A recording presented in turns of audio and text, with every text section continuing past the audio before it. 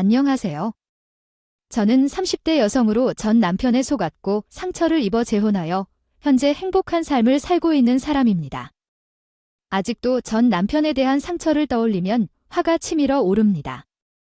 그로 인해 헤어지고 지금의 다정하고 듬직한 남편과 만나게 되어 감사한 마음이 드네요. 아마 지금의 남편이 아니었으면 결혼과 남성에 대한 불신으로 살았을지도 모르겠습니다. 전 남편과 이혼한 지는 10년 정도입니다. 전 남편을 정리하자면 쓰레기라고 밖에 표현할 수 없어요. 결혼 전까지는 전 남편 없이는 못 살 줄 알았던 사람이었죠. 더욱이 그는 저보다 10세 많았습니다. 23살에 만났을 때 적어도 10년 동안 저보다 더 많이 배웠을 것이라고 생각됩니다. 정신 연령이나 하는 짓이나 다 초등학생만큼이나 못지 않아요. 지금 생각해보니 순 모든 것이 다 거짓 투성이었습니다. 그런 인간과 애까지 나오며 살았다니 정말 한탄스럽습니다. 연애 때 당시 전 남편은 결혼을 하기 위한 모든 것이 준비되어 있다고 했어요. 지금은 부모님과 식당을 운영하고 있어서 생활이 넉넉하고 방 2개짜리이지만 그럭저럭 신혼 살림할 만한 집이 있습니다. 그리고 최근에 차도 산 것이라 바꿀 필요가 없고. 그래서 말인데 우리 이제 결혼할래? 뭐, 결혼아. 자기야 나는 아직 결혼에 대해 생각해 본 적이 없어. 나는 아직 살아 있으니까. 내 친구들은 다 학생들이고. 알잖아. 나는 이제 디자이너가 됐으니 이제부터 시작인 것이고 일하고 싶으면 결혼해서 계속해도 돼. 결혼해도 달라지는 건 없어. 우리의 사랑의 결실을 맺자는 거지. 그래도 결혼은? 신중해야 하는 거야? 물론 나도 너를 많이 사랑하지. 그래도 조금 걱정돼. 할 일도 많은데 준비는 어떻게 해야 할지 고민돼. 너도 돈을 꽤 모았다고 했지? 미용사 인턴부터 디자이너까지 적은 월급으로 몇 천씩 모아놨다고 했잖아. 그럼 충분할 것 같아. 모자르면 내가 도울게. 우리 서로 사랑하고 준비도 됐으니 결혼하자. 아이에 대해서는 한 번도 생각해 본 적이 없어. 차근히 생각해보고 결정하도록 할게. 지금 당장 말하기는 어려워. 고민할 시간을 줘. 뭐가 어려운지 말해줘. 나는 너를 믿고 내 평생을 행복하게 해줄 거야. 집에서도 서두르지 않아도 돼. 전 남편은 1년 만에 결혼을 제안했었지만 나는 이번에는 천천히 생각하고 싶어. 그때 전 남편이 제안한 조건이 나쁘지 않았어. 왜냐하면 내가 고등학교를 졸업한 후에 미용사가 되고 싶어서 대학에 진학하지 않고 바로 미용실에서 일을 시작했기 때문이야. 미용실에서 인턴으로 시작했어요. 아마 다들 월급이 어느 정도인지 가늠하실 겁니다. 쥐꼬리만한 월급으로 생활을 하려고 하니 얼마나 힘들었는지요. 아버지도 도와달라고 했는데 형편이 안 되어서 그래서 그 인간이 준비된 집과 차, 그리고 월급까지 혹해서 결혼을 하게 된 거예요. 그 모든 게 다 거짓이라는 걸 몰랐죠. 전 남편 그 인간은 제가 일하던 미용실에서 고객이자 디자이너로 만났어요. 그리고 밖에서 우연히 마주쳤다가 급속도로 친해지고 사귀게 됐죠. 그때 전 남편은 제 환심을 사기 위해 돈도 척척 쓰고 고가의 물건도 샀죠. 데이트 비용도 저는 일체 못 내게 하고 그 인간이 척척 냈어요. 그때는 그 모습이 멋있어 보였는데 나중에 알게 된 게 많았죠. 속빈 강정이라는 걸 모르고 결혼을 결심하게 되었습니다. 결혼 전에 먼저 신혼집을 보러 갔는데 생각했던 것과는 많이 다르다는 것을 느꼈습니다. 자기가 말했던 집이 이거고 저거라면서 신혼을 시작하자고 한 집이 아닌 반자 방 2개짜리 집이었습니다. 둘이 살기엔 협소해서 혼수 채우기도 힘들었고 반짝만 하더라도 햇빛이 잘 들어오지만 물이 충분하지 않았습니다. 생활하기 어렵다. 곰팡이로 가득 찼고 전 입주자가 청소를 하지 않아 도배장판을 다시 하면 깨끗해질 거라고 하더군요. 결혼 전에 알게 된 건 전 남편이 말한 신혼집은 시부모님 영이의 3층짜리 집이었다는 것이었습니다. 다세대 주택이었던 것으로 생각했으나 실망스러웠습니다. 그럼에도 불구하고 당시에는 상대를 사랑했기에 결혼을 결심했습니다. 결혼 전 돈을 모아 혼수를 준비하고 결혼식을 올렸습니다. 그러나 결혼 후 신혼여행을 다녀오고 며칠 후 새로운 사실을 알게 되었습니다. 내 자동차 주행면허증을 보니 아버지의 이름으로 되어 있었는데 아버지가 사주신 것이었어요. 대출 때문에 이렇게 되는 집들이 많다고 하던데 그것이 그 이유였어요. 아, 이 차는 아버지 차구나. 아버지가 샀는데 어차피 엄마, 아버지, 그리고 나랑 같이 출퇴근하고 아버지는 가게나 집 이외에 잘 다니지 않으니까 내가 대부분 사용하게 되는구나. 당신이 최근에 사신 차 아니었던가요? 그래서 제가 우리 차를 생각했던 거죠. 알았지. 명의가 뭐가 중요해. 내가 거의 끌고 다니니까 내 차로 생각하면 돼. 아버지 차 쓰지도 않아. 우리 차라고 생각하면 돼. 남편이 타고 다니는 그 차도 시아버지 차였고 한 가지 더. 결혼 후 한 달이 지나고 기가 막힌 거짓이 또 들통이 났죠. 돈 관리를 제가 하게 되었는데 통장에 들어온 남편의 월급이 이상했어요. 시부모님과 함께 가게 운영을 한다고 했었고 그동안 가게를 보면 그럭저럭 잘 되는 편이었거든요. 게다가 결혼 전에 자신의 수입이 어느 정도라고 말한 적도 있었고요. 데이트 비용을 펑펑 쓴 거 생각하면 통장에 들어온 금액이 월급이라는 생각이 안 들었습니다. 당신 월급이 이 금액 맞아? 했었고, 아은 거지? 어머님이 월급을 쪼개서 주셔. 나머지 돈은 언제 들어와? 아, 맞아. 그거 내 월급 맞다고 엄마가 매달 말이래? 알바비를 계산해 주셔요. 뭐, 알바비라는 말은 무슨 의미죠? 시부모님 하실 말씀인가요? 식당 운영을 같이 하는 건가요? 알바가 뭔가요? 그게 사실 제가 운영하는 것은 아니라 알바로 시간제로 일하고 있는 거예요. 그래서 엄마가 시간을 따져서 월급을 주는 거고 뭐, 세상에, 아니 그게 뭔 뜻인가요? 결혼하기 전에 나한테 말했던 것과는 완전히 다른 금액이네요. 이거 말고는 받지 않았는데 좀 더 주실 수도 있지 않을까요? 말을 해봤어요. 그게 가게도 대출빚이 상당해서 다른 사람이 쓰기에도 힘든 상황이라 그런데 제가 일하는 것을 최저시급으로 계산해 주신 거죠. 그래서 우리 엄마한테는 뭐라고 말하지 말라고요? 알았죠. 세상에 부모님과 함께 운영한다는 그 식당을 보니 부모님이 운영하시는 거였고요. 남편은요. 거기서는 아르바이트를 했었어요. 그것도 최저시급으로요. 이 정도면 사기 결혼 아니에요. 네. 저도 그 사실을 알고 바로 헤어지려고 했습니다. 뭐 하나 그 나이 먹고 읽어낸 게 없어요? 시댁에 얹여 살고 시아버지 차에 시부모 가게에서 알바로 일하는 남편이라니 너무 무능해했어요. 믿는 구석이 있어서 그런지 카드를 엄청 써서 돈을 많이 썼죠. 그 결과 매달 적자가 발생했어요. 게다가 저 하나만 바라보던 그 인간의 유일한 점도 결혼하고 난 후부터는 완전히 없어졌어요. 집안 살림은 손끝 하나 거들지 않고요. 저한테도 까칠하게 되어서 뭐라고 잔소리하면 슬퍼 마시고 와서 행패를 부리기 일쑤였죠. 결혼한 순간부터 남편과 매일 싸웠고 신혼 때 많이 싸운다고 하잖아요. 그건 서로 다른 삶을 함께 경험하고 적응해가는 과정 중에 있을 수 있는 일이죠. 살아가면서 맞춰가는 과정이지만 제 싸움은 한쪽이 속이고 다른 한쪽이 당하는 싸움입니다. 당하는 쪽은 항상 저이고 서로 냉랭한 사이가 되었죠. 결혼한 지 얼마 되지 않았으며 혼인신고도 하지 않은 상태였기 때문에 그냥 헤어질까도 했는데 하필 허니문 베이비를 가지고 있어서 결혼을 끊기 쉽지 않았어요. 그때는 왜 아이가 생기면 어쩔 수 없이 이 남자와 살아야 한다고 생각했는지 모르겠어요. 혼자 살 수도 있을 거라는 생각을 못했어요. 그때는 마음에 그런 감정이 들어서 우선 버텨봤어요. 너무 속상해서 이 모든 사실을 알고 계신 시어머님께 따졌어요. 어머님, 아들을 어떻게 이렇게 키우셨어요? 뭐 하나 제대로 하는 게 없잖아요. 돈도 못 벌고 남편 역할도 못하고 뱃속에 있지만 아빠 역할도 못하는데 어머님도 남편에게 뭐라고 조금 하셔야 되는 거 아니에요? 아, 얘나도 그 새끼 감당하는데 누가 데려가 주면 얼씨구나 하고 보내주려고 했는데 그게 바로 너야? 그래서 내가 군소리 안 하고 그 많은 돈 들여서 결혼시켜 준 거잖아. 이제는 너희 알아서 해라. 원래 결혼한 아들과 며느리 사이는 일체 간섭하면 안 된다고 했어.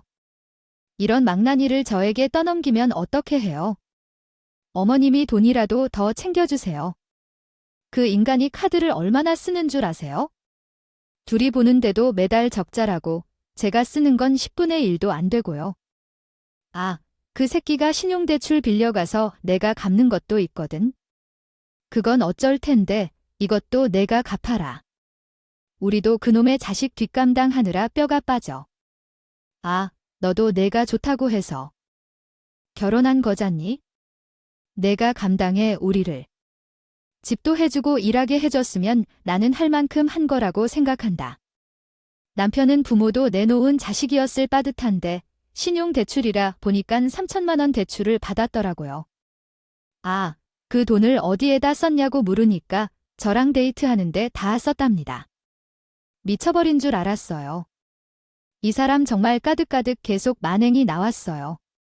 지금 생각해보니 그때 헤어졌으면 호적을 더럽히지 않고 헤어질 수 있는 기회였다고 참고 넘긴 걸 후회합니다. 10달이 지나 아기는 태어났고 월급은 부족하고 전 남편은 계속 망나니 살고 있어요. 할 수 없이 100일밖에 지나지 않은 그 어린아이를 어린이집에 맡기고 일을 하러 나갔어요. 그 전에 일했던 미용실로 출근을 하게 되었습니다. 몇 달 동안 정말 바쁜 삶을 살아왔어요. 무슨 생각으로 살았는지 궁금할 정도로 머릿속이 가득 찼어요. 그러던 중 남편의 행동을 알게 되었습니다. 당신, 이거 뭐야? 연체되어서 아예 아울맥에 이거 뭐냐고 했는데 당신 또 대출 받았어? 아, 그거 당신이 내 카드를 정지시켜서 신용대출을 받았지? 당신이 막으면 돈을 못 쓸 줄 알았지? 미쳤구나. 우리 집 형편을 알면서도 대출을 받는 소리가 나와. 돈이 없으면 더 벌 생각을 해야지. 어떻게 대출을 받을 생각을 해? 나 이 돈을 갚지 못해. 당신이 벌어서 갚던 깜방에 가던지 알아서 해라고. 당신이 모르는 척하나 봐. 일상 저작권도 있어. 그래서 채무는 부부가 함께 책임져야 해. 그때 누군가가 뒤통수를 때리는 것 같은 기분이 들었어요. 그때 난 난해하고 남편은 어려운 법률 용어를 썼어요. 채무를 함께 갚아 나가야 한다는 얘기를 듣자마자 놀라워서 겁이 났어요. 이대로 제 인생이 나락으로 떨어질 것 같은 기분이 들었죠. 평생을 단순히 빚만 갚는 인간으로 살다가 죽을 것 같다는 생각이 들었어요. 결혼은 역시 신중히 결정해야 한다는 후회가 뒤늦게 들었죠. 그런데 나중에 알게 되었어요. 그때 남편이 했던 말이 개소리였다는 걸 말이에요.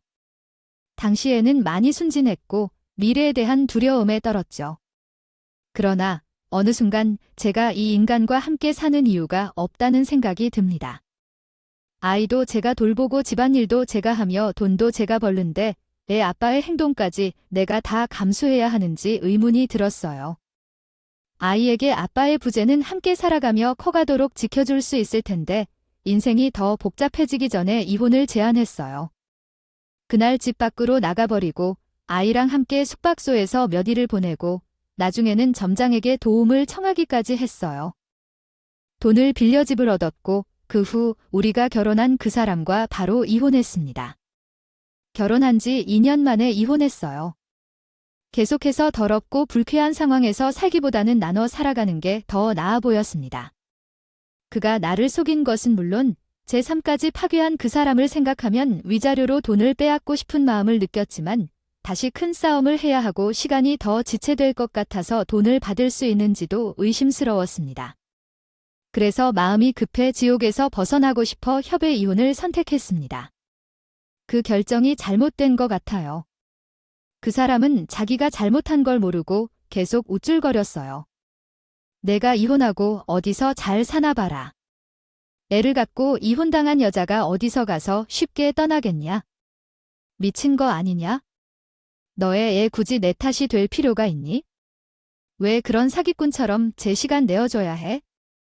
이혼 후에 시어머니가 저를 악바리로 삼아 재산 분할을 받게 되었지만 위자료나 아이 양육비는 받지 못했습니다. 법적으로 이 문제를 해결할 방법이 있다고 하는데 제 스케줄은 아침 9시 출근부터 밤 10시 퇴근까지라서 바빠서 알아볼 시간이 없었습니다. 처음에는 그 인간이 주는 더러운 돈을 받지 않겠다고 마음먹었고 그 모습을 보면서 더 정신이 나빴습니다.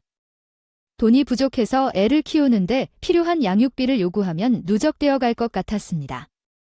기분이 나빠지기만 할 것 같아서 결국은 제가 혼자 아이를 키우기로 했습니다. 아이가 더 큰 나이에 이르기 전에 아빠가 없는 채 큰 정이 들기 전에 이혼하는 것이 다행일지도 모릅니다.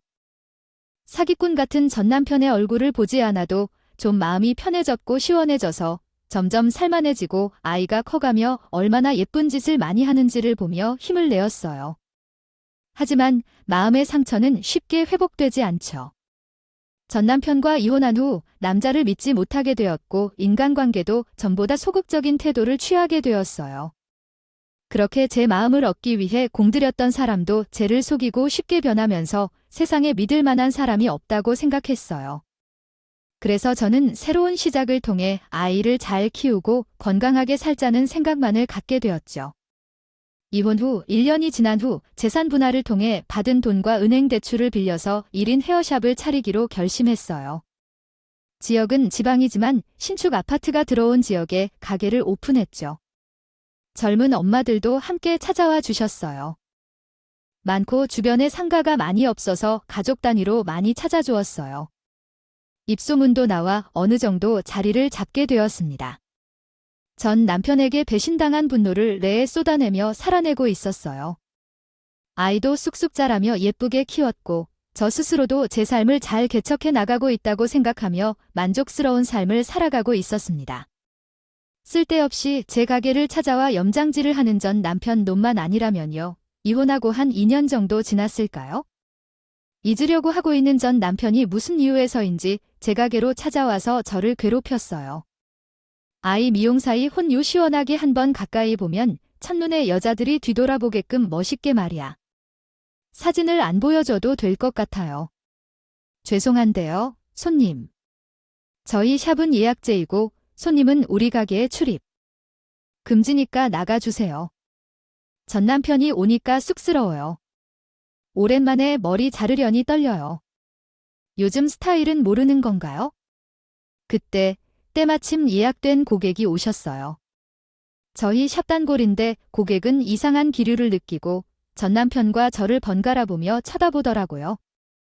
약속된 고객이신데 제가 고객님을 우선으로 맞이하는 게 맞잖아요. 저기요, 손님. 지금 시간에 예약된 고객이 오셨습니다. 그만 나가 주시겠어요? 저희는 일해야 합니다. 아, 좀 기다리시라고. 그래, 내가 먼저 왔으니까 나 먼저 좀 하자고요. 남자 커트는 금방 끝나니까 저 먼저 좀 하겠습니다. 아니요, 손님.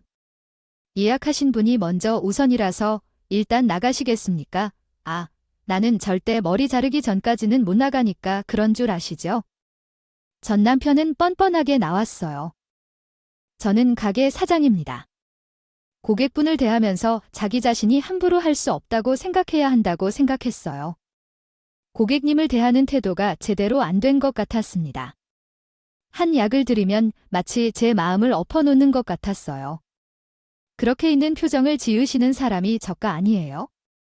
죄송하지만 양해를 구하도록 하겠습니다. 10분 정도 소요될 것 같은데 조금만 기다려 주실 수 있나요? 그러자 고객님은 걱정스러운 눈빛으로 서서히 다가와서 제 귀에 속삭였어요. 아, 그렇게 하세요. 지금 처한 상황 같은데요. 혹시 돈이 필요하시면 말씀해 주세요.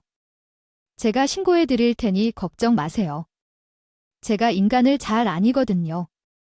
한 번에 해결해 볼 테니까 조금만 기다려 주세요. 저는 예약된 고객분께 양해를 구하고 전 남편이 앉아있는 의자 뒤로 가서 고객님께 요즘 유행하는 스타일로 머리를 자르도록 도와드렸습니다. 예약하신 고객님 계셔서 바로 들어갈게요. 뻔뻔하게 나오는 전 남편 놈에게 저도 그만한 화답을 해주기로 했어요. 바로 전 남편이 원하는 대로 요즘 유행하는 스타일 머리를 해주기로 했어요. 바리깡을 들고 그 놈의 머리를 아주 빡빡하게 밀어버렸죠.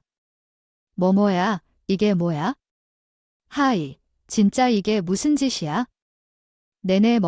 내 머리 그만해 어때요? 손님, 마음에 드세요? 너무 좋아서 비명까지 지르시는 요즘 스타일 말씀하셔서 요즘 유행하는 빡빡머리, 즉 버직 커드로 해보았는데요. 마음에 드세요? 그런데 손님, 얼굴이 못생겨서 요즘 애들 스타일이 안 나오네요. 어떻게 해야 할까요? 얘야, 너 미쳤어. 머리를 이렇게 밀어버리면 어떡해? 앞으로 어떻게 다니라고 책임져. 책임지라고. 너야말로 미쳤어. 나한테. 사기당하여 이혼당한 지금 여기가 어디인지 말해주니 행태를 벌인 너 같은 거사. 손님이 있다고 조용히 있을 줄 알았겠지만 다시 한번 찾아오면 보겠지? 그때는 머리뿐 아니라 다른 것도 없어질 수도 있어. 알겠지? 머리도 밀어버리고 크게 협박을 하자고. 전 남편은 아무 소리도 못하고 그 길로 돌아갔다. 전 남편이 큰 소리를 내려 할 줄 조용히 자기대로 할 줄 알았을 것 같았는데. 아, 그 새끼 때문에 산전수전을 겪게 되었지만 저도 레벨이 많이 올라가서 호락호락하지 않아. 그렇게 살아가며 목에 거울을 들게 했다가 머리카락이 휑하니 밀린 전 남편은 그 이후로는 돌아오지 않았어. 나의 다짐을 행동으로 보여주자니 쥐도 겁이 났겠지. 그래서 다시 내 가게를 운영 중이야. 아이를 키우며 평화로운 일상을 보내고 있었어요. 그러나 뜻밖의 인연은 예상치 못한 곳에서 찾아왔어요. 어느 날 운명처럼 지금의 신랑을 만났습니다. 그것도 전혀 생각지 못한 상황에서였죠. 그날은 영하 20도를 넘는 추운 밤이었어요. 모든 일정을 마치고 어린이집에 아이를 데리고 집으로 향하고 있을 때였습니다. 우리 아이는 일하는 엄마 때문에 항상 어린이집에서 제일 늦게까지 머물러야 했어요. 시간이 부족한 나머지 아이와 함께 있을 때마다 최대한 즐겁고 잘 챙겨주려고 노력하죠. 그날 나도 저녁 요리하기가 귀찮았고 아이도 치킨을 먹고 싶어 했기에 바깥에서 저녁을 먹고 집에 가고 있었습니다. 신호등 앞에서 신호가 바뀌기만 기다리고 있을 때 아이는 신호를 잘못 이해한 모양이었는지 빨간 불에 제 손을 놓고 갑자기 뛰어나가려 했어요. 아이를 칠 뻔했어요. 한순간 사고는 다치고 아이가 무작정 빨간 불에 뛰어들었고 도로를 달려오던 승용차가 가까이 다가오고 있었습니다. 저는 아이에게 달려가려는 새도 없이 왔죠. 속도도 꽤 빨라서 사고가 예상되었습니다. 끝까지 아이를 쳐다보며 뛰려 했지만 다행히도 차가 요란한 소리를 내면서 아이 앞에서 딱 멈춰 섰습니다. 정말로 천만다행입니다. 아이는 놀라서 넘어졌고 제가 아이에게 뛰어갔습니다. 운전자도 너무 놀라서 한참 동안 내리지 못했어요. 지우야, 신호를 잘못 봤어. 엄마는 지우가 다치는 줄 알았어서 엄청 놀랐어. 괜찮아, 지우는 대답했다. 응, 엄마. 파란색 신호등이 켜져서 다행이야. 미안해. 엄마, 괜찮으세요? 제가 아이를 치진 않았어요. 아이가 놀라서 넘어진 거예요? 죄송합니다. 같아요. 다친 곳은 없어요? 저희 아들 때문에 많이 놀랐죠. 아이가 신호등을 잘못 봤나 봐요. 죄송합니다. 운전자분은 다치신 곳 없으세요? 네, 저는 괜찮습니다. 그나저나 아이가 많이 놀랐을 것 같은데 잘 다독여 주세요. 그런데 혹시 저쪽 상가의 헤어샵 사장님 아니세요? 네, 맞아요. 저희 가게 아세요? 혹시 제가 너무 예의 없이 방문했던 고객 중 하나신가요? 제가 고객은 아니고요. 예전에 예약하지 않고 무작정 갔다가 돌아왔던 사람입니다. 기억났어요. 그때 돌아가시면 얼마나 죄송했다고 하셨던 기억이 나네요. 다음에 들러주시면 멋지게 스타일링 해드릴게요. 지금 뭐 안 하셔도 되지만요. 알겠습니다. 조만간 들러주시겠다고요? 그나저나 아이가 다치지 않아 다행이에요. 다행히도 괜찮으세요? 아픈 곳이 없으시죠? 혹시 대기 중이세요? 아니요. 이 신호등 건넌 후 저쪽 동네에 살아요. 금방 갈 텐데 다 괜찮으니 가세요. 죄송했어요. 그러지 마시고 차 타고 가세요. 제가 모셔다 드릴게요. 아이도 많이 놀란 것 같은데 조금 진정시켜 주세요. 엄마, 우리 차 타고 가요. 너무 추워서 집까지 걸어가기 힘들어요. 응, 엄마, 우리 아저씨 차 타고 가요. 그래요, 타고 가세요. 우리 모두 많이 놀랐고요. 오늘 날씨가 많이 추워요. 저도 금방 가니까 부담되지 마시고 타세요. 아, 그럼 신세 좀 지겠습니다. 감사합니다. 저기 아파트 입구에 세워주시면 돼요. 그렇게 해서 그분의 차를 타고 갈게요. 그날 영하의 추운 날씨가요. 차 안이 무색으로 차 있었는데 너무 따뜻해서 아마 그래서 그렇지 차 안에 탑승한 지 몇 분밖에 되지 않았는데 아이가 금방 겨우 떨어진 거예요. 아이가 많이 피곤한 것 같아요. 이대로 데리고 가면 감기 걸릴 것 같아서 좀 더 기다려서 깨워서 내려가는 게 어떨까요? 아, 아니에요. 그건 너무 절차가 힘들겠어요. 지호냐, 지호냐, 일어나 봐, 우리 집 도착했어요. 아이, 이런 게 왜 그러는 거야? 지호냐, 지호냐, 아무래도 어서 내려가야겠어요. 오늘 정말 감사합니다. 그렇다면 제가 데려다 드리겠습니다. 제 집 근처인데 기어코 아이 머리부터 끝까지 담요로 덮어주세요. 아, 찬바람 쪽으로 새면 감기 걸리기 쉬워요. 그 운전사님은 말도 없이 우리 아들 없인 표지 못했어요. 그래서 저도 빠르게 내려가서 아이를 담요로 덮었고 그리고 저희 집 근처로 향했습니다. 우리 집은 차 안에 있습니다. 들어오는 골목 끝에 위치한 4층 빌라예요. 집 앞까지 오셔서 주신 것으로도 감사한데 아이를 업고 가는 것은 제가 할 일이에요. 그래서 아이를 저에게 주셔요. 우리 집은 여기 4층에 있어요. 아이를 업혀주시면 제가 데리고 올라갈게요. 아니에요. 함께 올라가 주셔야 해요. 아이가 완전히 깊은 잠에 빠져 있어요. 바로 눕히면 내일 아침까지 잠을 잘 것 같아요. 그분은 주저없이 4층 계단을 올라가셨는데 말해보니 그가 오셨던 길에 땀이 송글송글 흘렀대요. 우리 아이가 어리지만 몸무게가 꽤 되는 몸이에요. 제가 집 문을 열었더니 그분은 집 안으로 들어가지 않고 문 앞에서 아이를 넘겨주셨어요. 제가 혼자 집 안으로 들어가는 것은 무례할 것 같아서요. 여기서 아이를 넘겨주시고 가보시겠어요? 아이가 아프다고 하실 때는 꼭 연락해 주세요. 그럼 바로 가보겠습니다. 어느 날 밤, 아이가 잠들고 집안일을 하다가 우리 아이를 받으러 계단을 올라가는 그의 뒷모습을 이상하게 생각하게 되었습니다. 우리 아이한테 아빠가 있다면 이런 시간에는 아빠가 등 돌아와 집까지 편안히 들어왔을 텐데 그 생각이 들어서 마음이 아팠습니다. 제가 해줄 수 없는 것인데 우리 아이에게는 계속 아빠의 빈자리가 있을 것 같아서 미안하고 짠해서 그날 밤에 많이 울었습니다. 그 다음 날 평소와 같이 아이를 등원하고 나와서 문을 열었는데 어제 저 운전자분이 오신 것 같아요. 한 손에는 따뜻한 커피 2잔을 들고 있더군요. 안녕하세요. 어제는 잘 주무셨나요? 아이가 넘어졌을 때 다치진 않았다던데요. 생각해보니 제가 연락처도 주지 않고 돌아왔었다는군요.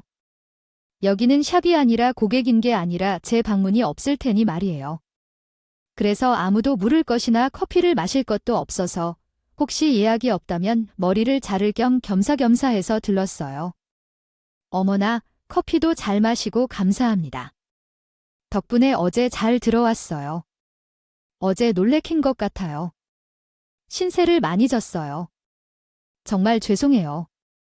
다행히 지금은 예약이 없는데 커트를 해드릴까요? 오늘은 성심성의껏 잘라드릴 테니 물론 무료로 앉아 계십시오. 아, 그래요? 오늘 운이 좋네요. 그럼 부탁 좀 해도 될까요? 아이가 너무 귀여워요. 5살이라고요. 저는 아이들을 아주 좋아해요. 제가 조카도 있어요. 사장님의 아들이 더 눈이 가려고 해요. 아, 그래요. 제 조카도 5살이에요. 지금은 한참 귀여울 시기인 것 같아요. 얼마나 스스로 하고 싶은 게 많은지 다 자기가 한다고 합니다. 그러니까요. 우리 조카도 똑같아요. 특히 엘리베이터 버튼을 제가 누르면 아주 난리가 나요. 그 때문에 계단에서 30분을 우려는 법이에요. 그러더라고요. 운전자분께 이야기하면서 머리를 손질해 드렸고요. 이런저런 이야기를 나누었는데 알고 보니 늦은 나이에 로스를 준비하고 있는 중이라고 하더군요. 누가 꿈에나 생각했을까요? 그 사람이 훗날 제가 믿고 의지하는 하나뿐인 저희 남편이 된다는 것을요. 그 후로도 그분은 계속해서 저희 가게에 오다가 자주 틀렸어요. 집이 바로 제 가게가 있는 상가 앞에 신축된 것으로요. 아파트라서 들리기 좋은 틈틈한 장소였던 것입니다. 그런데 어느 날 이혼 후 아이를 혼자 키우는 사실을 알게 되었어요. 제가 이 사실을 알고 있다는 말을 듣자 나도 모르게 깊은 마음을 털어놓았습니다. 어려운 시기에는 누구에게 의지할 곳도 없이 여기까지 온 이야기를 듣고 그 사람은 제 어깨를 토닥여 주었습니다. 그 사람은 로스쿨을 준비하게 된 계기를 이야기해 주었어요. 한때 중소기업에서 승진하여 부장까지 올랐지만 회사의 부당한 일을 보고 변호사가 되기로 다짐했다고 해요. 그래서 일을 그만두고 로스쿨 입학 준비 중이라고 했어요.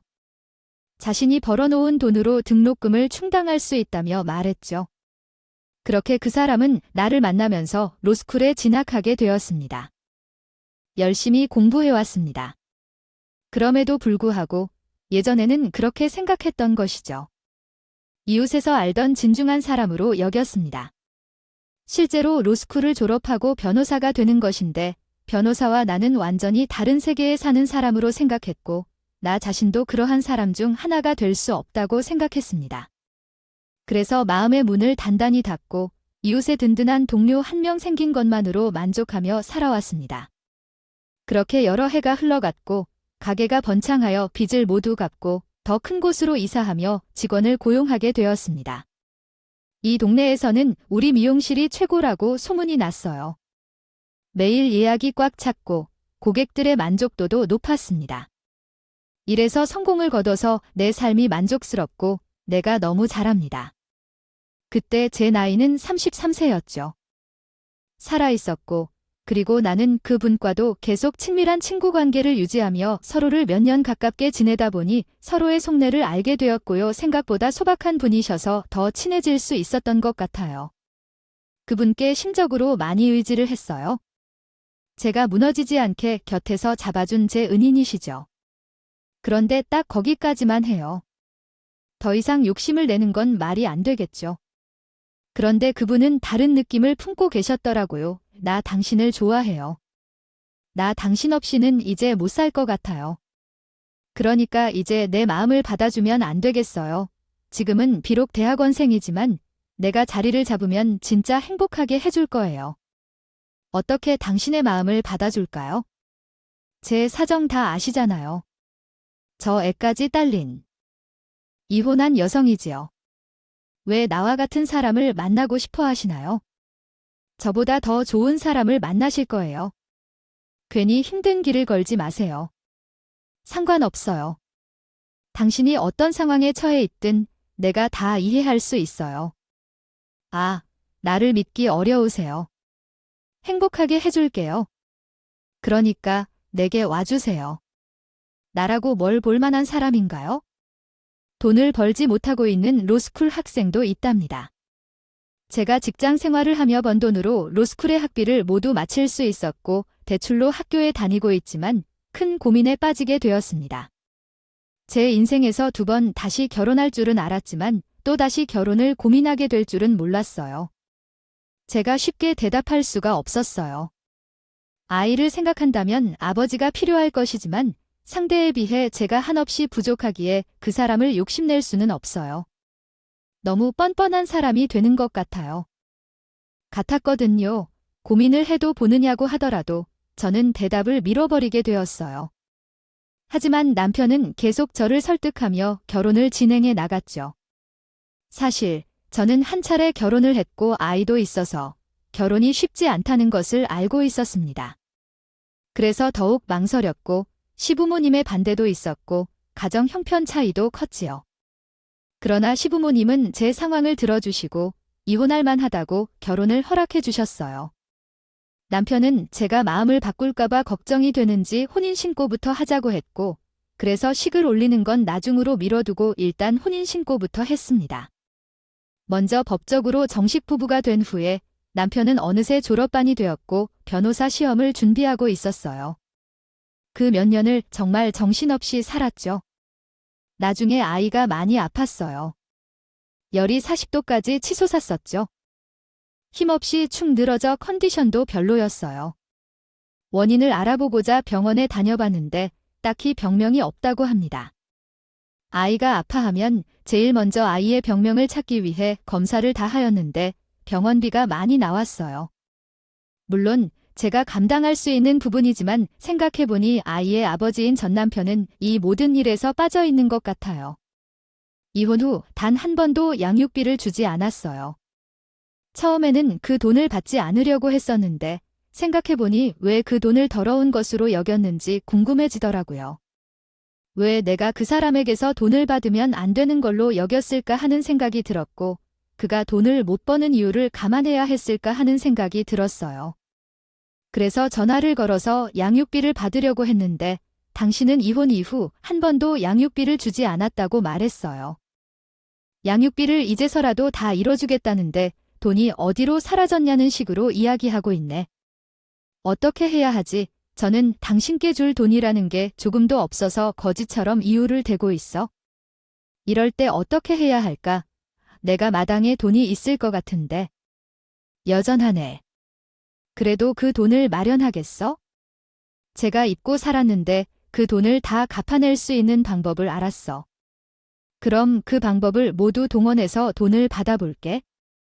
아, 내가라면 돈을 주는 사람이니까 어디 그 인간한테 기대를 했나 하고 애를 써보라고 하면서 저도 그냥 포기하려고 했어요. 그러나 예전 시댁 동네에서 친하게 지내던 언니가 오랜만에 전화를 해왔어요. 그 이유는 전 남편의 집 근황을 이야기하려고 했어요. 잘 지내고 있나 봐. 아이는 잘 자라고 있고 이젠 꽤 커서 학교 갈 나이 정도 되어 간다는데. 이제 2학년이라니 세월 참 빠르다. 언니야, 아이도 잘 자라고 있네. 우리 동네에서 참 즐겁게 지냈었는데, 그래, 우리 우정이 좀 돈독했었나? 이사를 가더니 연락도 한 번 안 하고 나 좀 서운했어. 미안해. 내가 이혼하고 자리를 잡고 아이를 키우느라 정신이 없었어. 나중에 생각이 나긴 했지만 날 방어하지 않을까 하고 선뜻 전화하지 못하겠었더라고. 미안해. 알아. 그래서 내가 먼저 전화한 거야? 나도 이런저런 일로 바빴거든. 그런데 내가 전화한 이유는 너도 꼭 알아야 하는 일이 있어서야. 내 전남편 그나 알아? 아니야. 최근에 그렇지 않아도 양육비 때문에 전화한 것도 있는데 여전히 돈이 없다고 지 새끼 키우는데 필요한 양육비도 못 주겠다고 하더라. 아휴, 저런 놈이랑 결혼한 내가 공중부양이지. 어머, 무슨 소리야? 너에게 전 남편에 대해 알려줘야 하는 사정이 있어? 가게를 새로 열었는데 너무 잘 돼서 돈을 쓸어 담고 있어. 그로 인해 그때의 이전 시부모가 운영했던 식당은 닫았고 집도 다 부수고 5송 빌라로 새로 지샀어. 얘네 첫 남편은 수억 원을 하는 외제차로 바꾸고 심지어 자신의 엄마에게도 억소리 나는 차를 선물해 주었다고 한다. 이제 그 억센 아줌마 사모님 소리를 들어. 와, 그게 진짜야. 그렇게 살고 있는데도 지 새끼 양육비를 안 주는다는 말이야. 아, 내가 이놈을 가만두나 봐에 제가 위자료를 달라는 것도 아니고 자기 새끼 키울 때 필요한 양육비를 달라고 했는데 그리 넉넉하게 살면서 어떻게 하나 보태줄 생각을 하지 않을까요? 괘씸하고 약기 올라서 이건 따져봐야겠다고 생각했어요. 그 연니한테 전 남편 가게가 어디냐고 물어봤더니 정말 맛집으로 소문나서 사람들이 줄을 서 있더라고 해요. 그 인파를 보면서요. 가게 안으로 들어가니 예전 시어머니가 카운터에 앉아 웃고 계셔서 전 남편은 보이지 않았습니다. 그래서 이전 시어머니에게 먼저 말씀드렸습니다. 안녕하세요. 저를 기억하시나요? 아들을 잘못 키워서 남의 인생을 박살내고 아주 잘 사시네요. 어머, 여기서 무슨 일로 오셨나요? 그러자 시어머니가 이렇게 말씀하셨습니다. 밥을 먹으러 왔다. 그럼 저쪽에서 줄을 서서 차례를 기다려야 한다니까. 그러자 저는 말했습니다. 아니요, 밥은 됐습니다. 저는 양육비를 받으러 왔습니다. 아들이 지 새끼나 모를 때는 부모가 혼내야지. 그걸 가만히 보고만 계셨군요. 어머님도 잘못이 있다는 거 아시나요? 이렇게 살면서 어떻게 지 새끼를 모르는 척 하실 거예요? 외제차도 뽑았다면, 야, 너한테 줄 돈이 없다는 소리겠지? 나한테 차를 뽑아줄 돈은 있는데? 아, 그리고 우리 아들도 지금은 새로운 집이 잘 꾸며져 살고 있는데 새로운 가족에게 돈을 쓰는 것이 헌 가족에게 돈을 쓰는 것보다 낫지 않겠나? 응. 너도 청혼 신청 좀 하고 차리지. 지나간 관계에 집착하는 건 아니야. 그때의 시어머니가 웃음밖에 나온다고 했었거든. 지나간 관계에 집착하는 건 정말 웃긴 일이야. 어느 순간 전 남편 얼굴이 보이더라. 아, 사람 미친 거 아니야? 왜 웃고 있어? 여기에 와서 돈 달라고 하는 거야? 아, 정말 다 한다. 얘야, 이게 뭐야? 이 구스라이야. 아기 때까지 돈 한 푼도 안 들어갔으면 너의 인생은 쪽팔리는 거야? 쪽팔린 줄도 모르고. 내가 위자료를 달라고 했니? 내 생활비를 달라고 했니? 내 자식 양육비를 달라고 했니? 내 자식이라고 좋은 말로 할 때 양육비 내놔, 내놔. 나는 사람들의 시선을 신경 쓰지 않고 마음대로 살 거야. 소리쳤습니다. 누구에게든 한 명이라도 이 집안의 만행을 알릴 의사가 있었다면 너에게 줄 돈은 없으니까 썩 꺼져라. 장사하는데 방해되니까 나가지 않으면 신고할 거야. 아, 엄마, 엘로 바로 전화해. 이렇게 나오겠다. 그럼 저도 제 남편을 부르겠네요. 각오하는 게 좋을 거예요. 그렇게 하는 동안 남편이 변호사 시험에 합격하고 변호사 면허를 취득했는데 저희 남편을 등에 빚고 초특급 복수를 시작하게 되었습니다. 남편에게는 이 사건이 그의 첫 변호사 일이었죠. 제가 현재 상황에서 놓친 점들을 생각하게 되었고 위자료를 받지 못한 것도 마찬가지이기에 양육비도 받아야 제가 올바르게 대응할 수 있다고 생각하여 전 남편에게 요구했습니다. 그래도 뻔뻔하게 나오니 어쩔 수 없네요. 법으로 혼내줄 수밖에 없다. 양육비를 지급하는 것은 국가가 규정하고 있기 때문에 지급받지 못하면 법적인 방법으로 받아내는 절차가 있습니다. 일단 계좌를 압류하겠고 양육비 이행 명령을 내리며 만약 또 어기면 감치 강제 명령도 내릴 수 있습니다. 이 부분은 제가 처리해 줄 테니 걱정하지 마세요. 당신에게 이런 모습을 보이는 게 제 의도는 아니었지만 받아야 할 것은 받아야 하겠죠? 나도 당신에게 떳떳하게 대처할 수 있을 것 같아요. 당연한 일이고 법으로 규정되어 있는 부분이며 아이를 위해선 양육비를 받아야 해요. 나중에 아이가 자신의 존재 이유에 대해 고민할 때를 생각하면 남편이 있어서 안심돼요. 특히 변호사이신 남편이 법적인 부분을 처리해 주시니 더 안심입니다. 그래도 문제가 해결되지 않으면 아이가 자신의 아비에 대한 감정을 어디서 어떻게 이해할지도 모르고요. 하면서 잘 살고 있는 것이 말이 돼요. 물론 우리 아이가 궁핍하게 살아온 것은 아니지만 적어도 부모로서의 역할은 해야겠죠. 그래서 그 동네 카페 중 유명한 카페와 전 조부부의 과거를 이니셜로 표현해서 SNS에 올렸어요. 하지만 누구나 보면 그 가게라는 것을 바로 알아차릴 정도였어요. 줄줄이 댓글이 쌓이고 충격적이라며 그곳에 가지 말라고 하는 사람들이 있었고요. 그날 제가 난리를 친 것을 직접 목격한 사람도 있어서 제 의견에 힘을 실어주었어요. 그럼에도 불구하고 그 사람의 행동을 알리는 데는 모자란 사람이 없었어요. 제가 인터넷에 글을 올린 것을 전 조부부가 알아채고 저에게 전화를 걸었더라고요. 얘야, 그거 넣지 마. 아, 참나, 내가 모를 줄 알았냐? 내가 아무리 발광을 해봐도 내 지갑에서 돈이 나는 내게 돈을 주지 않을 거라고 말했어. 그래서 어디 한번 힘들게 살아봐. 나도 최선을 다해 기도할 거야. 제대로 마음 선택해야 한다고 했는데 열심히 기도해보라. 그것이 통하는지 알려줄 시간에 돈을 벌어서 내 아이를 잘 키우는 게 더 중요해. 귀신이 뭘 하는지 몰라요. 그런 사람은 잡아들이지 않고 심지어 재혼한 상대의 여자를 멀리서 바라보고 있어. 정말 어리겠구나. 우선 전 남편의 계좌를 압류했다. 더 나아가야겠지? 하지만 이 말이 씨가 될까요? 아니면 하늘에 정말 있는 걸까요? 그런데 전 남편의 식당에서 식중독이 발생했고 많은 사람들이 병원에 입원해야 했다던데. 그래서 청소를 하러 나갔는데 위생 상태가 최악이었어. 반찬을 재사용하고 재료 보관까지 다 가지고 있더라고요. 최하점을 맞고 그 외에 여러 가지 더 걸렸다고 합니다. 결국 과태료와 영업 정지까지 받았대요. 그런 일이 있고 난 이후부터는 사람들도 관심이 뚝 끊겼고 점점 손님이 줄어들더니 이제는 운영만 하는 식당으로 변했다고 합니다. 다시 적자가 쌓였고 거기에 제가 계좌 압류를 했고 양육비를 낸 영령을 했더니 엄청난 고난에 허덕이고 있다고 합니다.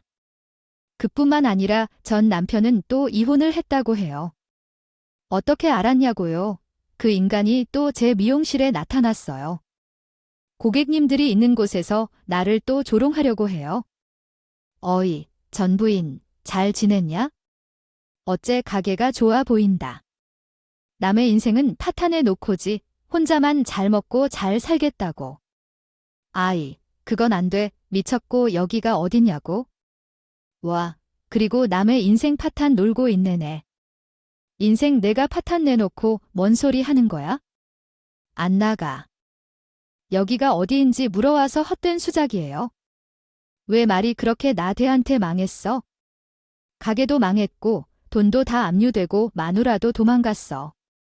모든 게 너 때문이야. 내가 책임져야 해. 내게 그거 참 셈이 들지. 그러니까 있을 때 잘해야 했어. 어쩌다 말하네. 가게가 망하고 마누라가 모든 돈을 가지고 도망가겠어? 아이고, 왜 이래? 너는 아직도 뭘 잘못한 건지 모르겠구나. 그때 제 남편이 아이를 데리고 가게 찾아왔어요. 너냐? 우리의 새 아빠야. 주야, 아빠야. 아빠야네, 아빠라고. 엘로아, 너도 아빠랑 살고 싶지? 아빠랑 살까? 남편은 바로 상황을 이해하고 아이를 다른 직원에게 맡기고 나가라고 했어요.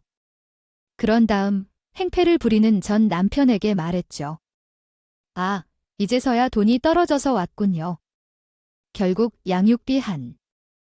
아빠도 푼을 내지 않고 아빠라고 할 적도 없는 사람이 이곳에서 유감스러운 행동을 하지 마세요. 나가세요. 경찰을 지금 불러올 겁니다. 내가 뭘 아는데? 너 없이도 잘 살아왔어. 아니, 변호사라고 했지? 어디 가서 잡아들여봐. 내가 너에게 흥미로운 인생의 이야기를 만들어줄 테니까. 그때 남편이 경찰을 불러냈고 그 사람은 영업방해 혐의로 체포되었어요. 그리고 이에 따라 지금 남편이 전 남편에게 납부되지 않은 양육비로 고소했습니다.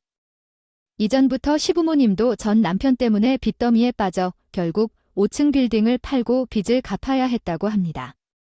온 집이 망가져서 한 푼도 남지 않았고 알거지가 되었습니다. 지금은 시골에 들어가 편안히 산다고 하더라도 결국 사기를 치다가 천벌을 받는다는 것을 알아야 합니다. 받은 것입니다. 다시 한번 사람은 정직히 살아야 한다는 것을 깨달았습니다. 사기꾼 전 남편은 진실을 꼬아 놓은 지가 있다. 저는 지금의 남편과 결혼식을 올리고 잘 지내고 있고 이제 둘째를 임신하게 되었습니다. 늦은 나이에 임신을 시도하니 힘들지만 어느 때보다도 행복합니다.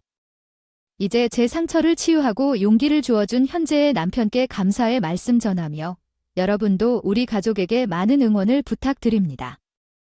제 이야기를 들어주셔서 감사합니다.